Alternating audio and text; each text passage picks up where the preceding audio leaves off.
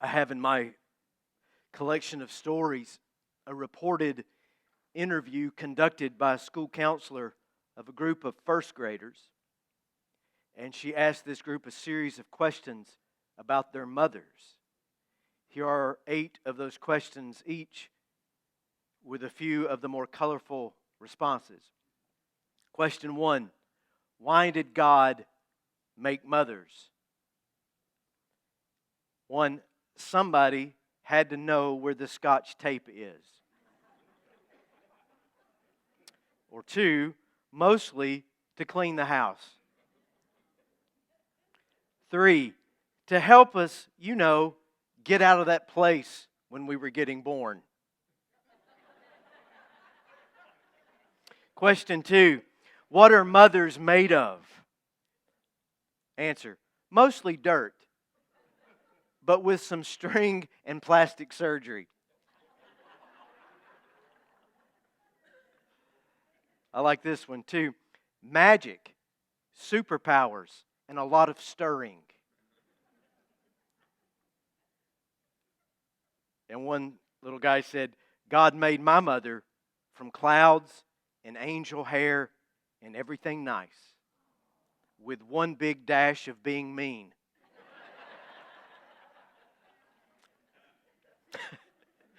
Question 3, what kind of little girl was your mom? 1, my mom has always been a mom and none of that other stuff. 2, how should I know? I wasn't there, but my guess is pretty bossy.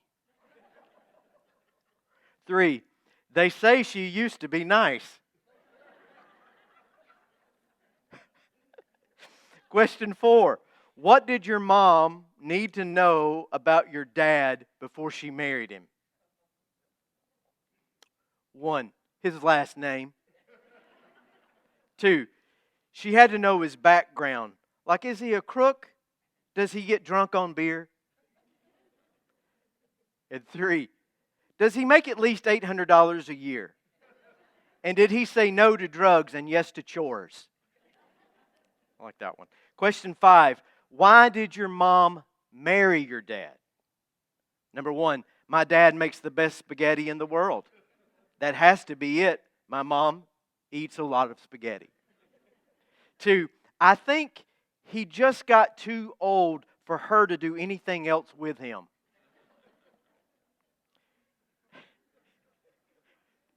And 3, my grandma says that mom just did not have her thinking cap on.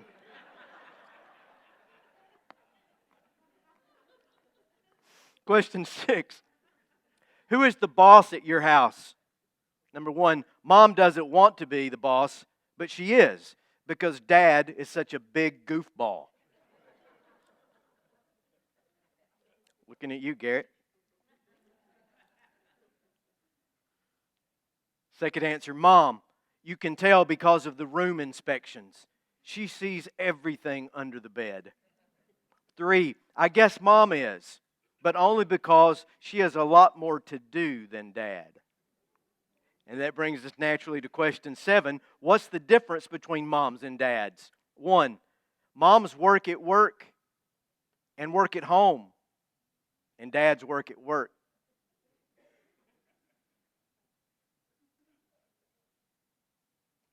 2, moms know how to talk to teachers and really get somewhere with them.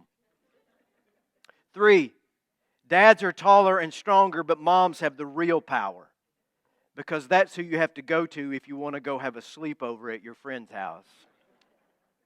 And lastly, question 8. If you could change one thing about your mom, what would it be? Answer 1. She has this weird thing about keeping my room clean, and I'd get rid of that right away. 2, I would like for her to lose those invisible eyeballs in the back of her head. And 3, I'd make my mom smarter.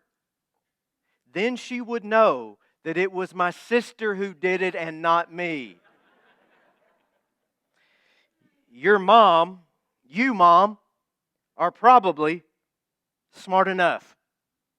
If you were fortunate enough to know your mother and doubly fortunate enough to have a healthy relationship with your mother, then you know that most moms are wickedly smart. Now, she may not have a PhD.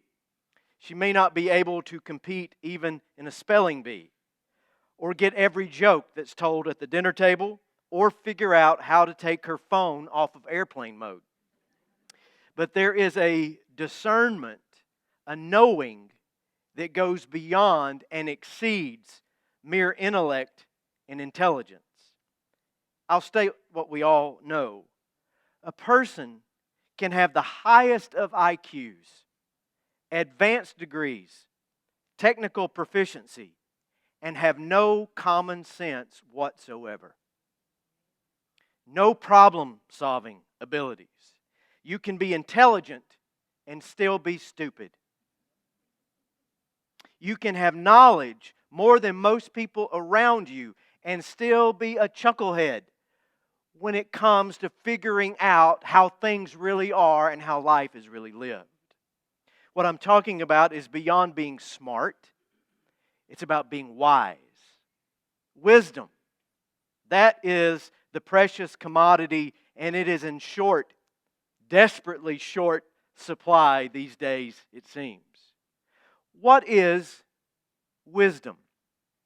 Think of wisdom maybe as a spider web. A spider web is anchored in multiple points. Webbing stuck to the trim board or to the branch of a tree, a single strand reaching over to the other wall or even to the next tree. Multiple points hold the web in place, making it strong, making it useful. Wisdom is like that, because wisdom is knowledge. It knows, but it's also experience. Do you know how to get wise by experience? It's usually a bad experience. Over here, it is understanding and insight. Anchored over there, it's common sense. And when a person can take all of this together and hones the ability to think and act and move across all these multiple anchor points, knowledge, experience, understanding, common sense, then it's an alchemy that takes place. The sum becomes greater than the parts. Wisdom is the result. It's ethereal. It's a little wispy, like a web. It's hard to define, hard to find all the connections, but it's certainly real and it's certainly needed. That's what the opening verses of the book of Proverbs puts forward. These are the Proverbs of Solomon, David's son, king of Israel, the text says. And their purpose is to teach people wisdom. Their purpose is to teach people to live disciplined and successful lives, to help them do what is right, just, and fair. And then the curator of all these sayings informs us of the target demographic who needs guidance into the ways of wisdom. These Proverbs will give insight to the simple, knowledge and discernment to the young. The simple. The Hebrew word here does not mean uncomplicated or easy. It means foolish. It is the person who is naive, inexperienced, and easily deceived. And then there are the young. There are 19 different Hebrew words to describe the young. And this one here is very specific. It speaks of a newborn baby or of an adolescent or young adult. A baby or a teenager is the word that is described here. Now, a newborn is, of course, helpless, incapable of being instructed. She can only be cared for and protected. So Solomon must be speaking to the latter group, the teenager, the youngest of young adults, because they too appear helpless sometimes, incapable of being instructed. They can only be cared for and protected. I've said this before. If you want to see the widest span of intelligence within our society, the absolute brilliant and wise on one end, and the most stupid, ignorant, backward imbecile on the other end, just find a 17-year-old boy and his 50-year-old father. That 17-year-old is a genius, utterly superior in intelligence and know-how. And his poor father is just an old, useless dullard who doesn't know anything, has never done anything, has never seen anything, or so that boy thinks. My oldest son dropped by the house the other day, and it was absolutely amazing. He came by just to say hello. I think it's the first time in his life that has ever happened. He didn't need a meal.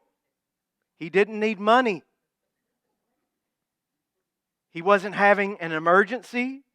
He didn't have anything to complain about. Stunning. We had a great visit. He, Cindy, and I, we talked about life. We told funny stories, past and present. We took on the news headlines and we trashed each other's fantasy football teams. And he got to talking about his future plans as he has started technical education of late. And he said something off the cuff as he was leaving, but it was the absolute truth. He said, "I've got it this time, Dad. No going off the deep end." He said, "My frontal cortex has finally developed." And then words that will warm any father's heart. "And I'm using my own money." My heart just... When he and his brothers ask me questions now, I tell them the exact same thing that I was telling them 5 or 6 years ago.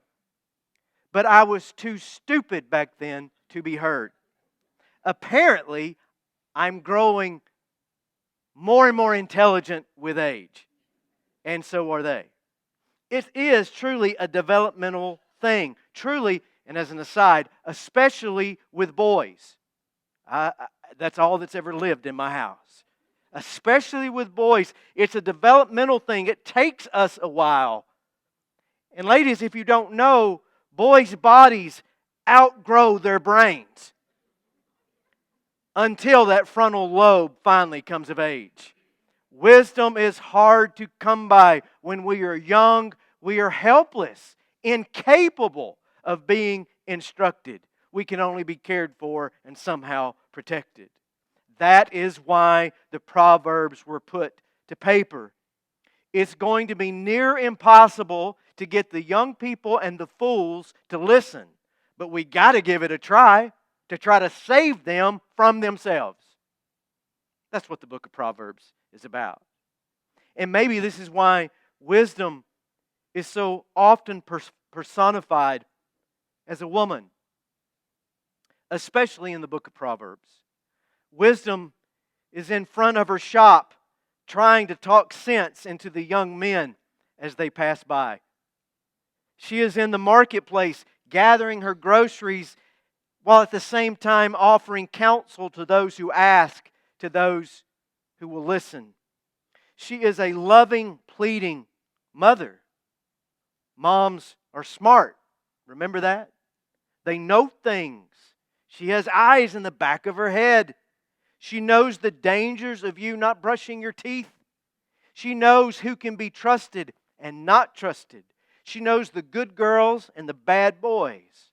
She has a tender, sweet heart and a streak of meanness.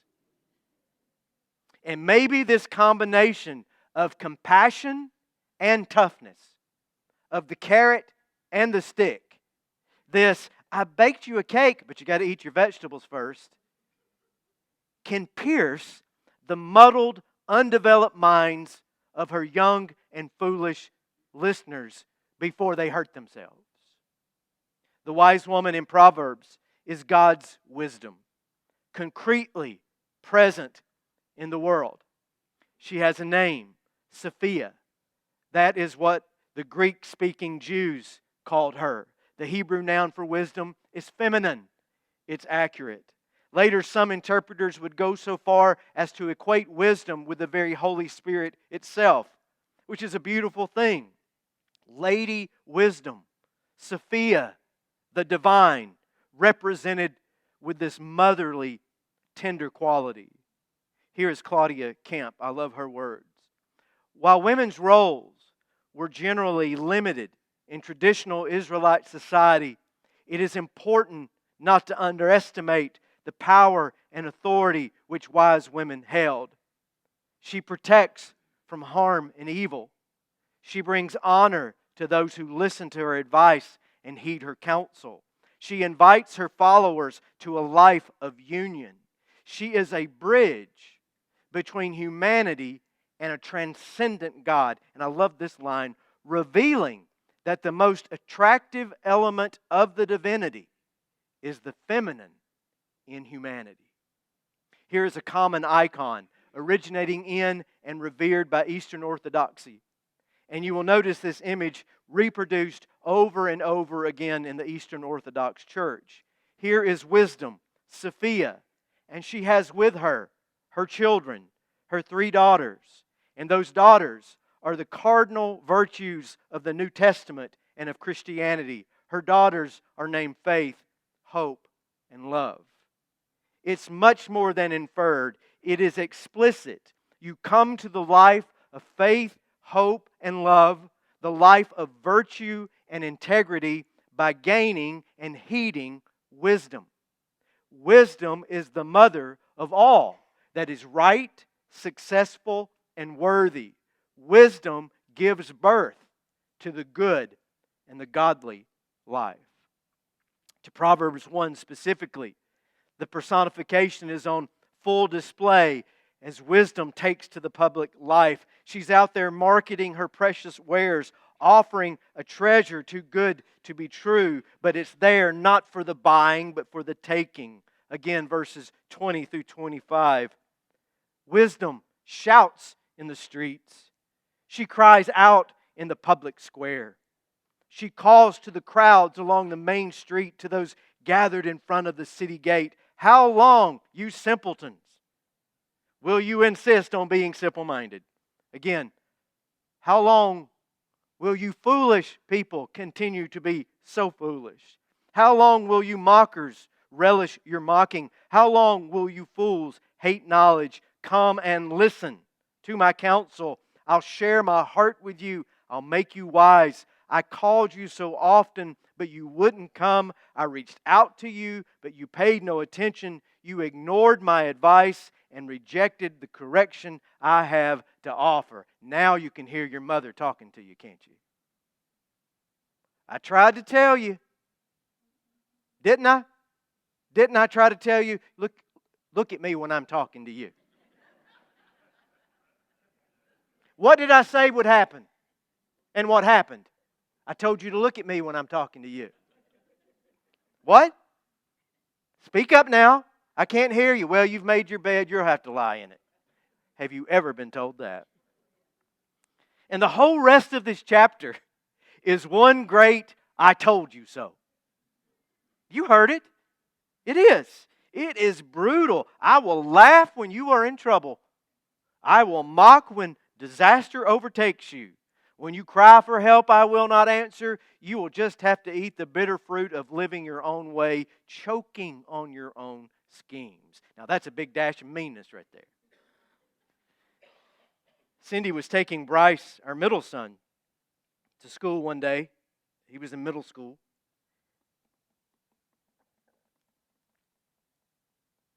He was in puberty. She was in premenopause. What could go wrong?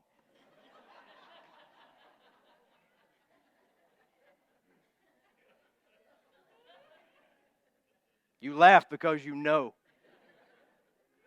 What could go wrong? Everything. I want get down into the weeds and the details of what happened. I'll just say that it started with a simple pack of chewing gum, and it ended with Bryce being put out of the car on the side of the road, and her calling me to handle it. If I live to be as old as Methuselah, I will never forget both the tone and the content of that conversation. I can't replicate the tone, and I cannot repeat politely what was said. When I got to Bryce, he was stunned. He could not believe that his mother was capable of such harshness. I mean, it wasn't his first time to be put out of a car. I had done it multiple times. But Mama, how could she do this to me? And I said to him, son, you fooled around and you found out. In Hindu mythology, there is Ganesha or Ganesh. He is an ancient character, highly revered, especially in India. And you have seen him, you know him. He has a human body and an elephant's head. He is the symbol of intelligence and wisdom, the all-wise. And theories about how this image came to be are varied, from roots in the cultic to reverence for Asia's native elephants. But the theory I find so instructive and that I love so much is that his father, Shiva, grew tired of Ganesha's insolence and stubbornness, and one day just lopped off his head. Just cut his head off. Well, it didn't take Shiva long to realize he had made a mistake. But he had ruined his little boy's head. What do I do now? And he went out and he got an elephant's head and he put it on his boy's body. And it is so instructive. And he said, now you have a brain 100 times larger than the one that I first gave you. So maybe now you'll be wise enough to learn a few things. If only it were that simple. I would have replaced several heads in my family over the years.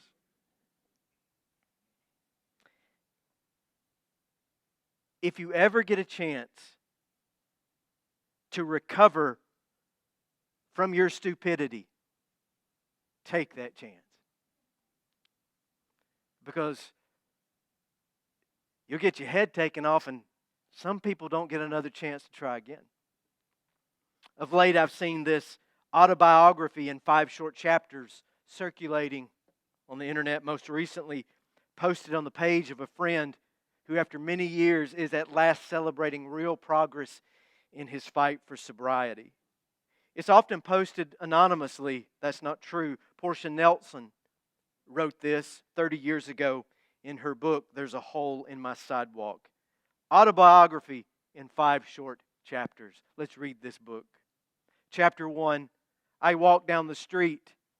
There is a deep hole in the sidewalk. I fall in. I am lost. I am helpless. It isn't my fault. It takes forever to find a way out. Chapter 2, I walk down the same street. There is a deep hole in the sidewalk. I pretend I don't see it. I fall in again. I can't believe I am in the same place, but it isn't my fault, and it still takes a long time to get out. Chapter 3. I walk down the same street. There is a deep hole in the sidewalk. I see it there. I still fall in. It's a habit. But my eyes are open. I know where I am. It is my fault. I get out immediately. Chapter 4. I walk down the same street. There is a deep hole in the sidewalk. I walk around it. In chapter 5, I walk down another street. It takes all of us about that long or longer. Put to you a different way, an old peanut farmer from South Georgia put it like this to me once. Son, you better be tough if you're going to be stupid.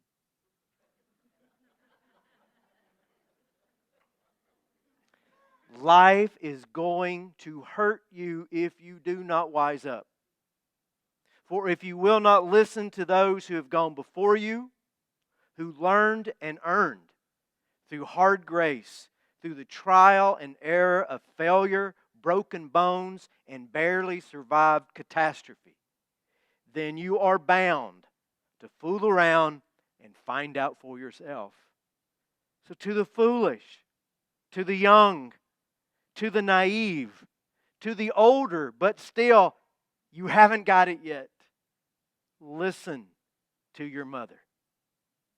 She is the wisdom of God.